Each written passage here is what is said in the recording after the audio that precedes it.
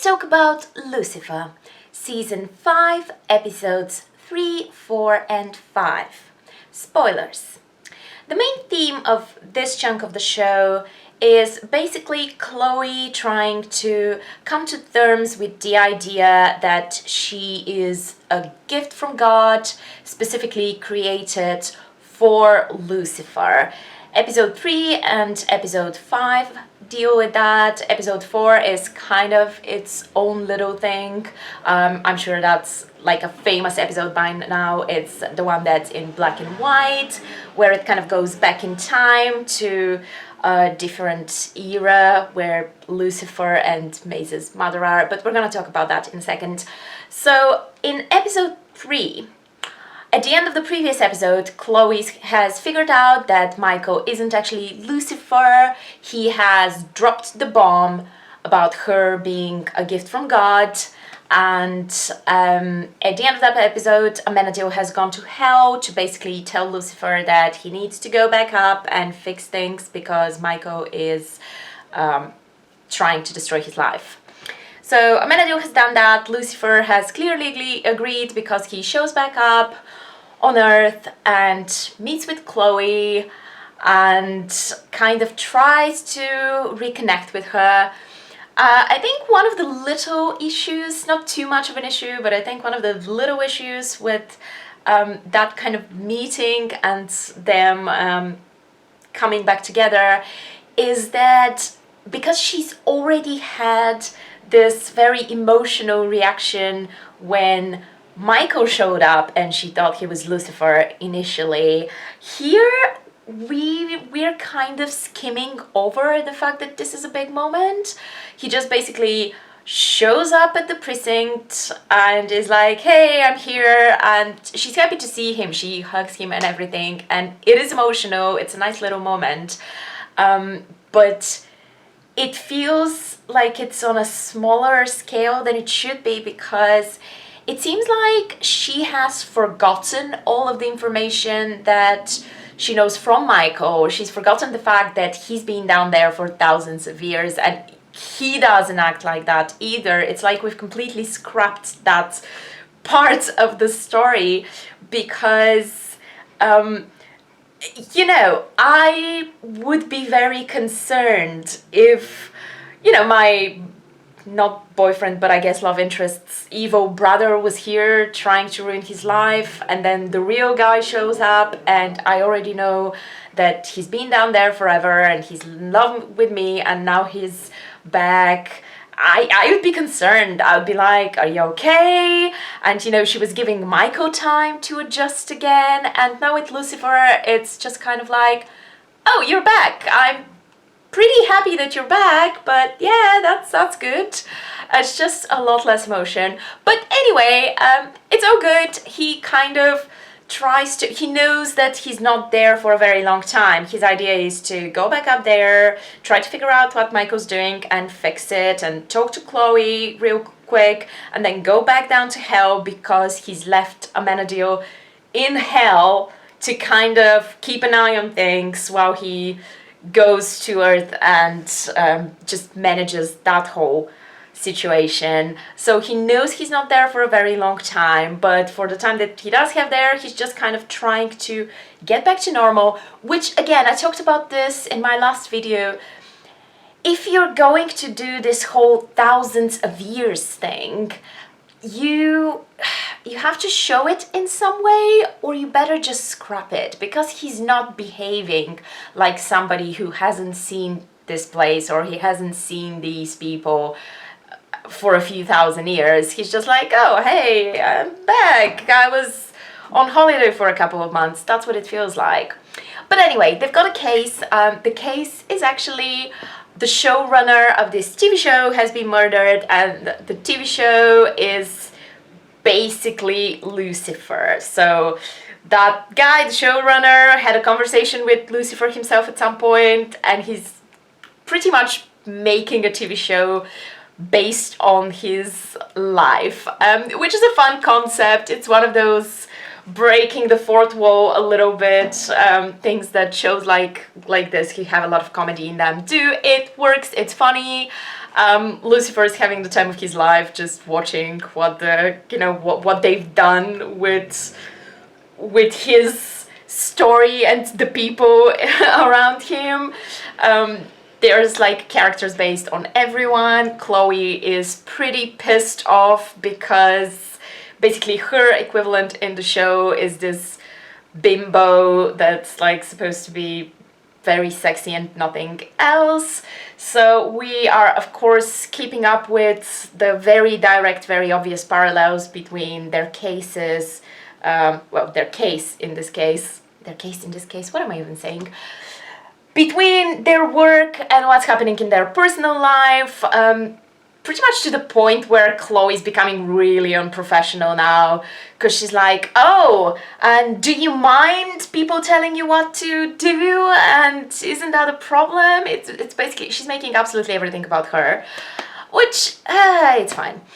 So they're trying to solve this case, and while this is happening, Chloe's pissed because at the beginning of the episode, she asks Lucifer point blank whether what Michael has told her is true, because he does lie a lot, but because Lucifer can't lie, he has to confirm that yes, as far as he knows, yes, she's a gift from God and all that sort of nonsense. And her reaction is to be really pissed at him and annoyed for no good reason, because he didn't do this. Like, this isn't his fault. I understand her being upset. That makes perfect sense. That is a very upsetting thing. If somebody told you, oh, you have no free will, we basically made you for this guy. You're like his property, or at least you're not together because of your own free will. You're together because somebody else decided that you should be. That is horrible. But why she's upset with him, considering he had nothing to do with that, doesn't make any sense. Or at least, like, if she's snappish just because she's so frustrated by the situation, I don't know, I would have appreciated at least a little, I'm so sorry I'm snapping at you, I know this isn't your fault. Whereas she's just being grumpy and sulky and whiny, and she's directing it all at him, and he's like, what am I supposed to do about this? I can't do anything about this. Like, I went through the same thing when I learned.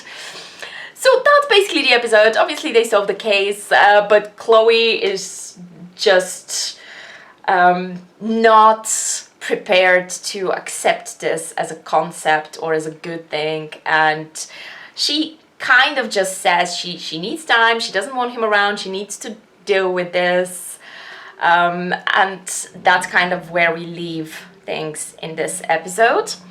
And then the next one is kind of one of those filler episodes, but it's quite fun.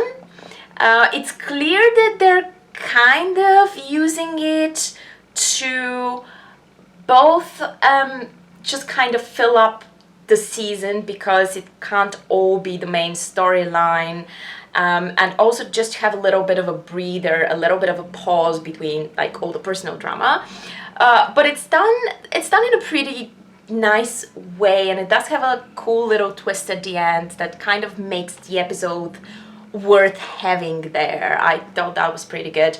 So basically what happens is it's kind of a cliche setup where they're supposed to be having game night, and Trixie shows up in the penthouse. Did they just always let this child like into Lux, and she can just go up the elevator by herself and just nobody stops her ever? Okay, I guess it's Lux. Where is her father? Because Lucifer asks where Chloe is, and Trixie's like, well, she's not coming. I'm with my dad right now, or this week, or whatever. She's clearly just having, her time with Dan. Where is Dan? Isn't he at least like going to deliver her to the penthouse? And then it's just such a weird situation of like, I mean, another friend. It's not like anyone's gonna be worried about Lucifer being alone with her, but it's just like, if you knew that Chloe wasn't coming, wouldn't it be at least like Dan coming to games night? It's just this weird thing where Trixie's going by herself to play games with Lucifer in his penthouse. But anyway, and Lucifer's like, well, okay, whatever. What do you want to play? I guess we could play Monopoly. And Trixie's like, well, no, that's not going to be fun with two people. And then she goes, oh, you could tell me a story.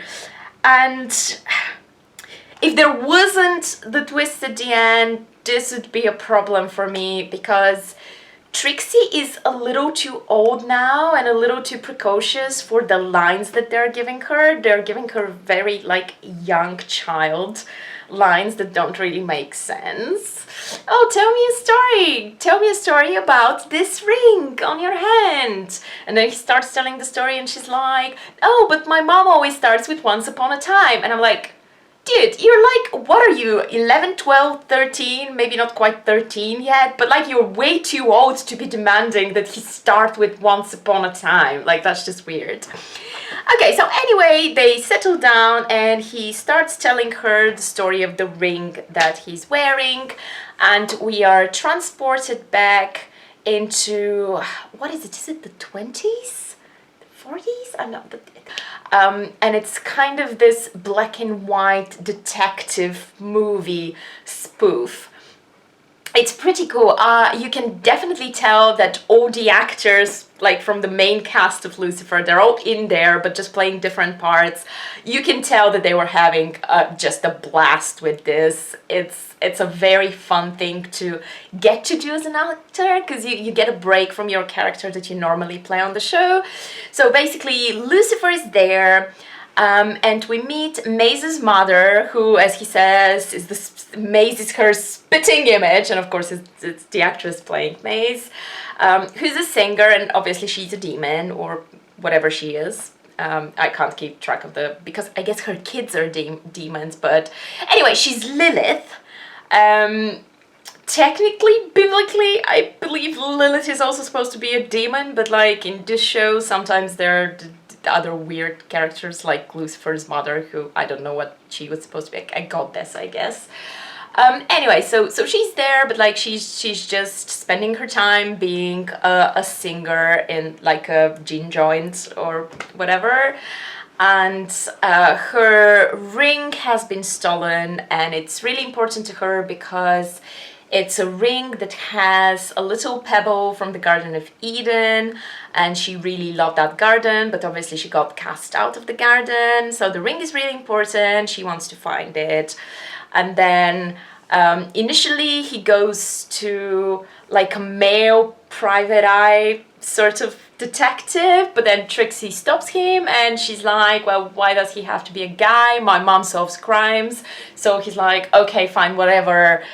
Jack, what's his name, is actually a girl. So then Lauren German is playing that character, and she also has a wife. It's pretty fun. Like, Linda is there as the bar maid, not a barmaid, what is it behind the bar? 'Cause she's not a barman.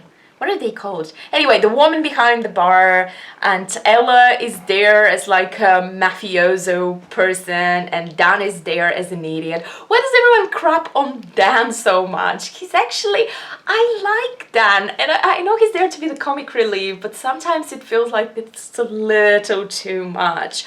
I would also like to get more time with him and his daughter, because when do you ever see Dan and Trixie together? I'm sure they have a relationship, and I actually think he's probably a pretty cool dad, but I'd be happy because we're seeing so many combinations of characters interacting. I would love to see a little bit more of Dan and Trixie. Anyway, that was a tangent, but he's there as an idiot character as well. Actually, eventually we learned he's you know, the person who stole the ring, or one of the people. There were many people involved in stealing this ring. So Lauren German, Chloe as the old black and white detective, plus Lucifer are trying to solve this case of the ring, and they do eventually do that. It doesn't matter too much what the case is, but they do eventually do that. Lilith gets her ring back, but then in the course of the episode, while talking to Linda, who's not Linda, she's kind of learned a lesson about love and about how life being short makes it more worthwhile. So she's like, you know what, dude, I don't want my immortality anymore. I'm gonna become mortal. I'm gonna put my immortality in this ring, keep the ring, bye. I'm just gonna go and be a mortal woman right now. And he's like, do you wanna say goodbye to your children who are in hell right now? You wanna maybe, you know, say something to them? And she's like, nah, it's fine. You know, Lucifer finishes the story. This could not have taken that long. So was Tracy just there for like 45 minutes listening to the story and then she's like, I'm gonna leave now? I guess that's what happened. So Tracy's like, thanks, that was fun, and she leaves. And as she's going down the elevator, we see Maze kind of hiding in the elevator, and we find out that actually Maze specifically like made a deal with Trixie and paid her to go and get the story out of Lucifer, because I guess she wanted to learn about her mother, because she's been having conversations with Linda about having abandonment issues since she was so mad at Lucifer for going back to hell without her, and a few other situations like that. She was very upset about Eve leaving her. So eventually Linda was kind of like, well, you clearly have very serious abandonment issues, and now we're learning that that's because of her mother, who also abandoned her. So she clearly wanted to learn the story, how she knew that the ring was connected to her mother, and that if Trixie got the story about the ring, she would learn what she needed to know. I have no clue, but it doesn't matter too much. So that's how the episode ends. So that's kind of like a standalone almost episode, but it does tie into the main story in the end. And then we get to episode 5, where Chloe has been kind of keeping her distance from Lucifer to some extent. She's not like completely freezing him off, but she's clearly struggling to deal with this whole predestination, your fate is to be Mrs. Lucifer, Morningstar sort of thing. So she's trying to deal with that. She's calmed down a little bit from episode 3. At least she's not like snapping at him. She's more like, thank you for being patient. I understand this is not your fault, but like, I just can't deal with this, and nothing that you're doing right now is helping me deal with this, which is better than what she was doing before. I appreciate that. So the episode begins with Lucifer kind of trying to get her to see it from a different perspective, taking her to the place where he burned his wings, and kind of suggesting that they symbolically burn like a present, or at least like a present box on the beach. And she's like, yeah, thanks for the thought, but that's not what I need. So she leaves again, and he's like, God damn it, I don't know what to do with you anymore. And she's like, well, you just need to give me time. I know that that's not what you want to hear. You're impatient. You don't want to just wait, but you gotta give me time and space. Just leave me alone for a second. So he's like, okay, fine, I'm gonna do that. I'm gonna try to do that. So she's like, okay, I'm just gonna try to go about my life. I don't wanna think about God. I don't want anything to do with God. And of course, because irony, she gets a case that happened in like a convent or a nunnery or whatever you want to call it, and one of the nuns is dead. So while she's trying to solve this case, obviously she's being confronted with like fate versus personal choice and all of that, and it's actually Amenadiel helping her this time, because he goes to her. Oh, of course, I missed out something important. Something very important, actually, because it's one of the issues that I have with this episode. But at the beginning of the episode, Amenadiel pops back up from hell, and Lucifer is like, what are you doing here? Who's watching hell? And Amenadiel is like, well, I heard God's voice, and he told me hell doesn't need anybody to watch over it anymore. And everyone's like, huh, okay. this was just, I mean, this is the definition of Deus Ex Machina, isn't it? This is like so frustrating, because even like Lucifer says, like, I've been down there taking care of Hal because, you know, I've been told that that was my job for thousands of years, and now suddenly it's all taken care of and nobody needs to do it. You were there for like 5 minutes and Dad was like, oh, you can get out of there, it's fine. This must be incredibly frustrating, and it definitely feels like we could not bother to think of a better reason. It's just, you know what, it's all figured out, it's fine, he can stay up here and solve murders. But anyway, I'm gonna let that one go, because who cares? So Amenadiel was back and he tries to talk to Chloe. He tries to tell her, listen, like, this is not Lucifer's fault, he didn't do this. He was as confused as you, the two of you are in this together. And Chloe's like, thanks, but, you know, that doesn't really change the way I feel. But later on, because she doesn't want to call on Lucifer to help her, when she gets to the convent and wants to question the nuns, since she is being super unprofessional with them and basically completely makes them hate her and not trust her, she's like, okay, I'm gonna call Amenadiel, he's an angel, surely he's gonna get along with the nuns.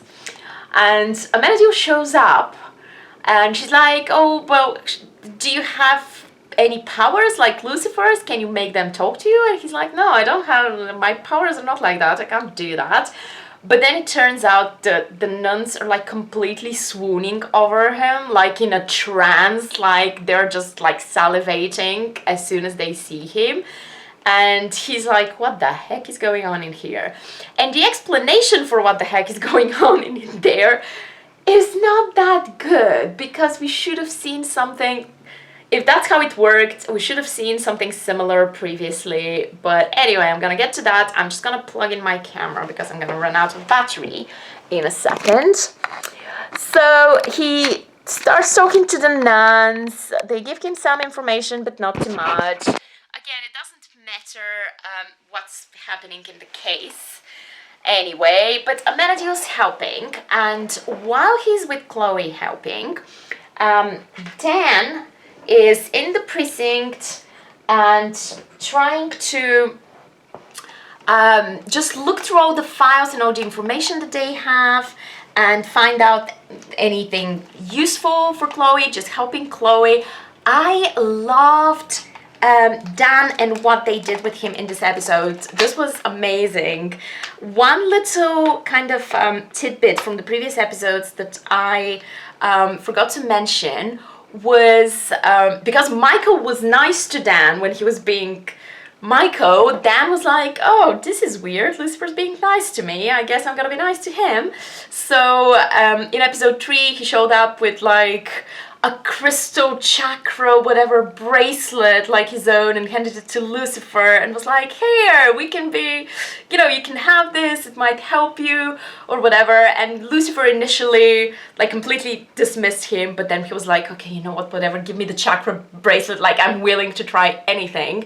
So Lucifer and Dan have been kind of slowly developing this very cute, I always love that sort of thing, little bro relationship, and they're like insulting each other a little less now. Or Lucifer mostly was the one insulting Dan, but like it's happening a little less now. They're actually getting along a little bit better, which I actually kind of really like. So Dan is doing this actual serious, this is how you do it in the real world police work, and he says that as well. And he's like, Dan has become very, very chill and very sensible, which I think is really cool, because Lucifer shows up and it's like, I thought we could help, like Chloe's not letting me go with her right now, but, or the detective is not letting me go with her right now, but I thought we could kind of help her behind the scenes, and you're gonna help me, we're gonna do this.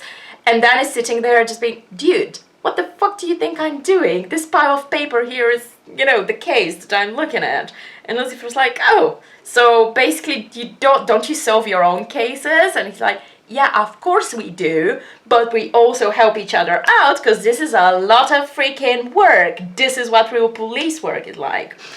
And again, Lucifer at the beginning is like very dismissive and he's like, this is boring, we're just looking at paper. And Dan is like really patient with him. He's just like, this is how it's done. You gotta be patient. You gotta put in the work. You can't take any shortcuts. Sit the frick down and help me. So there's this very nice kind of learning process throughout this episode of Lucifer realizing that, yeah, okay, actually, I can't always just snap my fingers, and actually what he's saying makes sense, and actually what he's doing is something worthwhile. He's not just doing anything boring. This is a way to solve the case. So he does start kind of doing his homework and helping out, and remembering things and looking at the files. I love that whole thing. I really like this. Most of this episode was really great. I completely forgot to mention Linda's story, because we learned that she clearly had some sort of drama with a previous baby. So now we find out what happened. Her and Maze are kind of doing their own friendship thing on the side while everything else is going on. So Linda had a little daughter when she was much younger, whom she left, basically abandoned at the hospital because she didn't feel ready to be a mother. That's the drama. And Maze, who is going through her own stuff with her mother. So Maze finds Lilith, who is now very old, and tries to talk to her.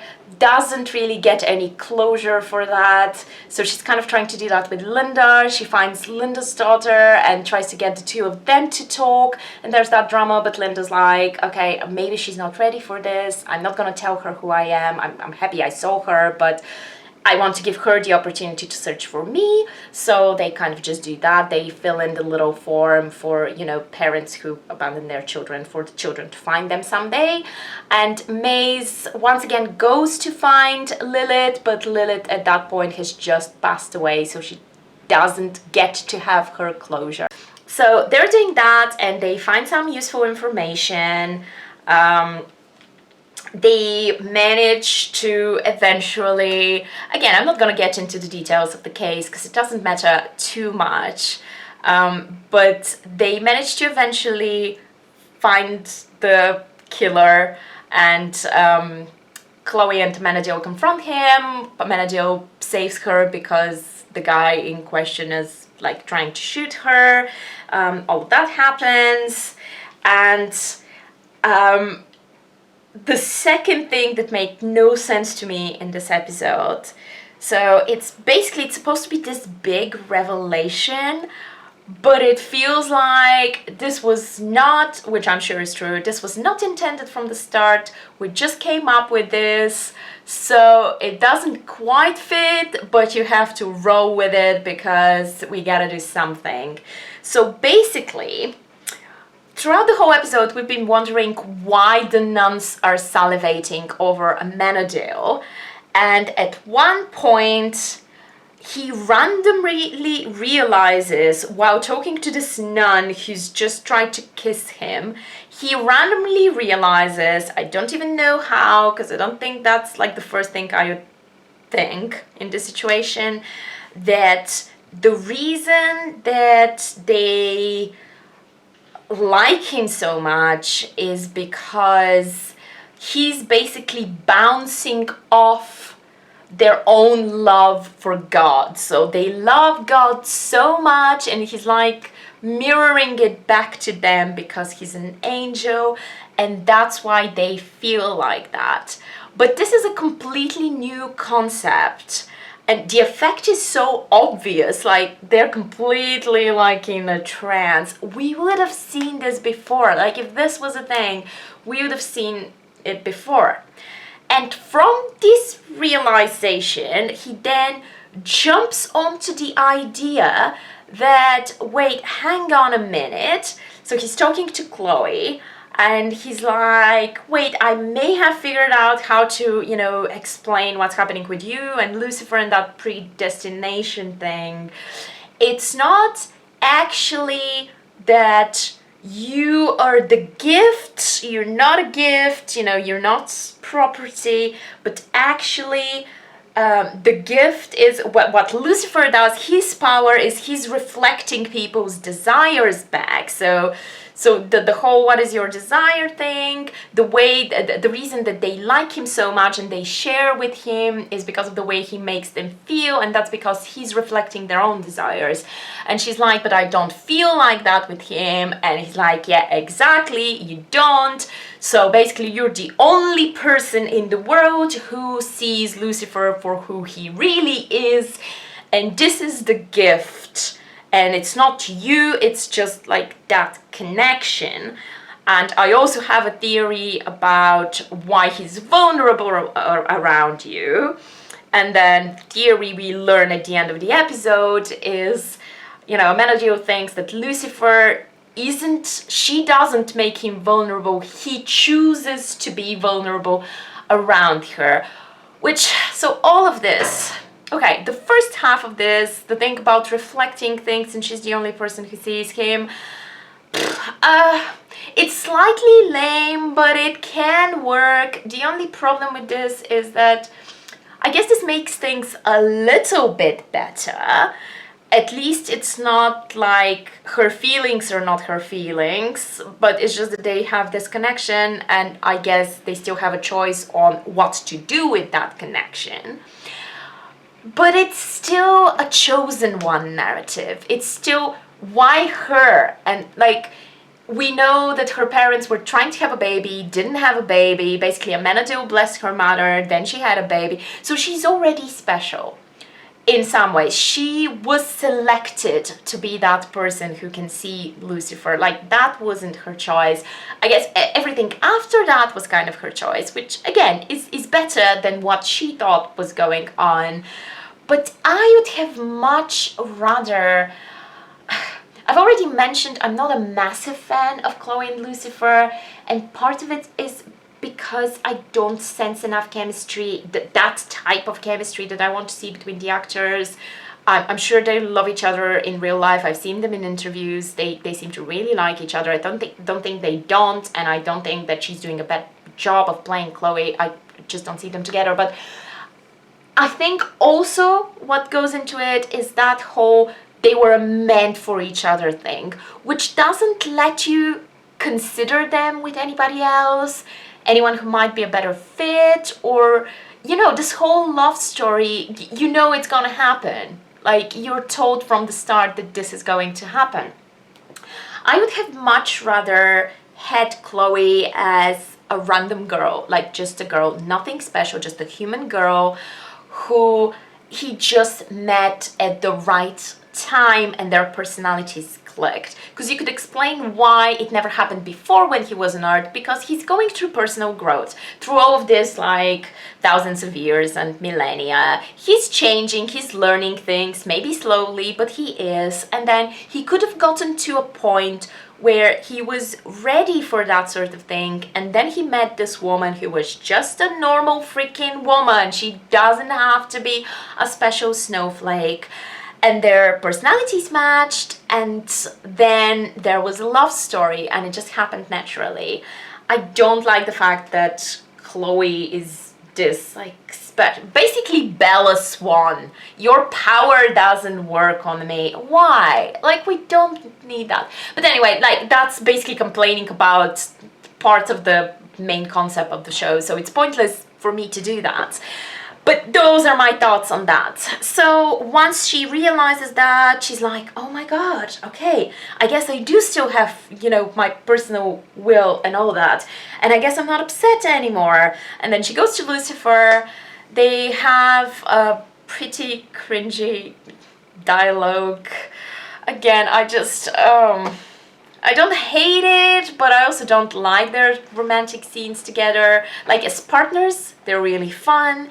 Anytime they try to be like romantic, dramatic, I don't quite buy it, but whatever, maybe most of you love it, I'm not gonna rain on your parade, it's fine. So they have a chat, and she's like, okay, well, Amenadiel helped me realize some things, and he thinks that you're actually choosing to be vulnerable around me, which again makes no freaking sense, because he what he was choosing to be. I mean, there's metaphorical vulnerable and then there's like physically vulnerable. He was choosing to be shot by bullets. Why? What does that show? Anyway, but he's like, oh, you know what? I think that you're right. I think I was choosing to be vulnerable around you. And then she's like, then I choose to be vulnerable around you. And they start kissing and, you know, we end the episode on that note. So that's nice. It's nice to see him get, you know, some affection from her, because I was genuinely feeling bad for him, because he was being pretty patient and pretty reasonable, and he was just like, I don't know what to do. Like, I've done everything that I could think of, and I've been in hell for thousands of years, and now you don't like me anymore because you learned something that I have no control over. So it was nice to see an end to that. I think 3 episodes is enough of her being grumpy about that bit. So that was episode 3. Apart from those issues that I mentioned, I really liked this episode. I thought it was great. Especially, as I said, kind of the side characters, or at least like Lucifer's relationship with the side characters, is usually more interesting to me than the main love story. So him and Dan, for me, definitely the highlight of this episode. I will say, however, that I am slightly more willing to try to get behind the whole Lucifer Chloe thing now that she knows everything and we're not hiding things anymore, because that went on for long enough. So now that we can just openly show angel wings and all the supernatural stuff can just happen and everybody just takes it in stride, I like that. That makes it a lot easier and smoother. So I don't know, I'm still hoping that I'll start liking them better. But I'm looking forward to the next few episodes because they are actually together now. So now I'm sure Michael will come back to completely mess things up, because of course this is a TV show and nobody can have a moment's peace.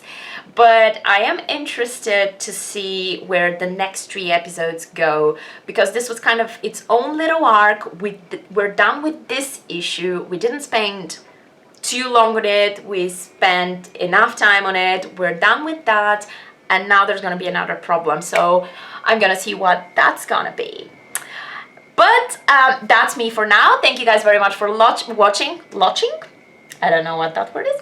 Thank you very much for watching. This is once again a very long video, but that's how I roll. And I will see you in the next one.